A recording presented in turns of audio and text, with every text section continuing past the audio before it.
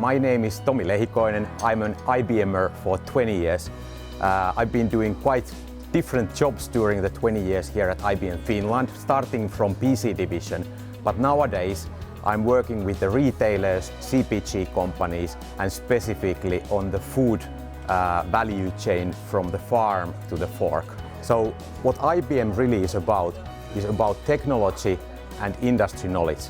And IBM Food Trust is a good example how we take a technology like blockchain and use our industry understanding and close, intimate relationship with our big clients and do something that actually transforms a whole industry. And now what Food Trust is about, it's about bringing the valued information that in the silos within the supply chain and raising it in a level where it can be transparently shown to different players. So it's not about open data, it's not about publishing information to internet.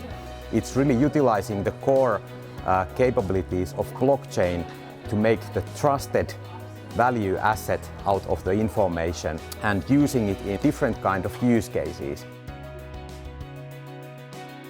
So Food Trust is a great example of innovation that really affects both the business, the consumer, also the climate around us, because with the information that we can really dig into throughout the supply chain, what we can do is first of all build trust for the products, because we can see the whole authenticity of the production chain.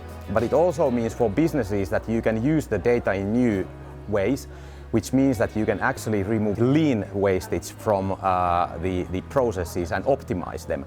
So what it allows you to do is to make sure that your distribution channels and the routing is optimized, which means that you not only remove wastage from the cost perspective, but also you make sure that the products are as fresh as possible when the consumer gets them. So key to IFT, IBM Food Trust, really is the transparency. We show to the consumer transparently where did the food come from. And this means you have to be accountable for your production. And this also gives the consumer more information, facts to base their decisions on which product to choose from. Health and well-being are at the core of IBM Food Trust, and actually that was the starting point for the whole program. So basically what is happening now at these big retailers is that they are using IBM Food Trust to pinpoint lots that need to be removed if there is, for example, an outbreak of bacteria, or if there is another reason to pull back products from the retail shop. And that's a big thing for the health. At the moment, worldwide, there is hundreds of thousands of people falling ill due to food-based outbreaks. So it's important that we keep the consumers safe, and this is one great tool for that. So wastage is one of the biggest problems throughout the food production and consumption chain. Up to 30% of all food produced globally is wasted. And then also, talking about the UN SDGs, at the moment in Finland we are talking about the climate and we are talking about the CO2. So part of that discussion is also understanding that what affects CO2, where does it actually accumulate during the supply chain. We understand that at the farming there is part of what's counting towards the CO2, but then also it's all the logistics, all the production, all the distribution, all the retailing.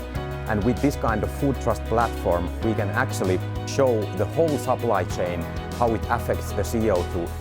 So food supply chain, it's just another supply chain, and every supply chain has the same weakness. The problem is that no one has the full picture end-to-end for the supply chain. And this means that there is lost opportunities of optimization and automation. Now, with the Food Trust, as the information is lifted from organizational silos, it means that we can automate processes and we can also share information in a totally new way. And as an example, now companies can also start to automate manual processes like procure to pay with interlocked information between all these supply chain participants, we can automate this and get rid of wasted cost. What I see in the radar is that more and more product categories, first of all, will be reported under IBM Food Trust. And also it means that there will be totally new use cases for that information. Ultimately, we are talking about digitalizing the whole supply chain. And then the question is that what do you do with that information? And the basic topic here is that can you make totally new value creation S-curve